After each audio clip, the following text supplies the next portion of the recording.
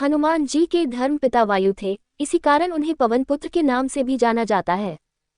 बचपन से ही दिव्य होने के साथ साथ उनके अंदर असीमित शक्तियों का भंडार था। बालपन में एक बार सूर्य को पका हुआ फल समझकर उसे खाने के लिए उड़कर जाने लगे। उसी समय इंद्र ने उन्हें रोकने के प्रयास में वज्र से प्रहार कर दिया। वज्र के प्रहार के कारण बालक हनुमान की ठुड्डी टूट गई और वे मूर्छित होकर धरती पर गिर गए। इस घटना से कुपित होकर पवन देव ने संसार भर में वायु के प्रभाव को रोक दिया, जिसके कारण सभी प्राणियों में हाहाकार मच गया। वायुदेव को शांत करने के लिए अंततः इंद्र ने अपने द्वारा किए गए वज्र के प्रभाव को वापस ले लिया। साथ ही साथ अन्य देवताओं ने बालक हनुमान को कई वरदान भी दिए। यद्यपि वज्र के प्रभाव ने हनुमान की ठुड्डी पे कभी ना मिटने वाला चिन्ह छोड़ दिया।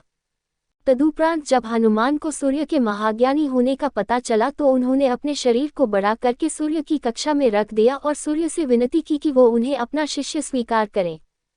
मगर सूर्य ने उनका अनुरोध ये कहकर अस्वीकार कर दिया कि चूंकि वो अपने कर्म स्वरूप सदैव अपने रथ पे भ्रमण करते रहते हैं, अतः हनुमान प्रभावपूर्ण तरीके से शिक्षा ग्रहण नहीं कर पाएंगे।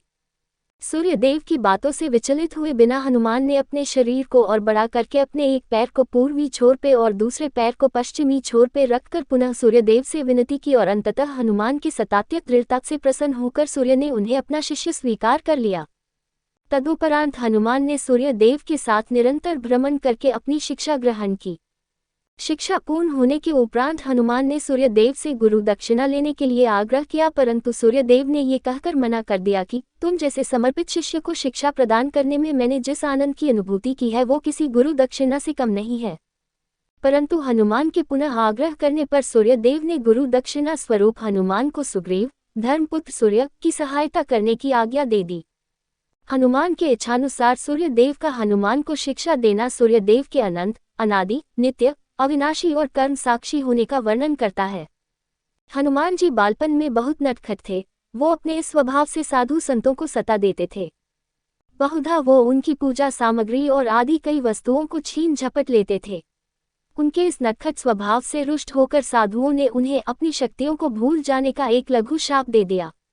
इस शाप के प्रभाव से हनुमान अपनी सब शक्तियों को अस्थायी रूप से भूल जाते थे और पुनः किसी अन्य के स्मरण कराने पर ही उन्हें अपनी असीमित शक्तियों का स्मरण होता था।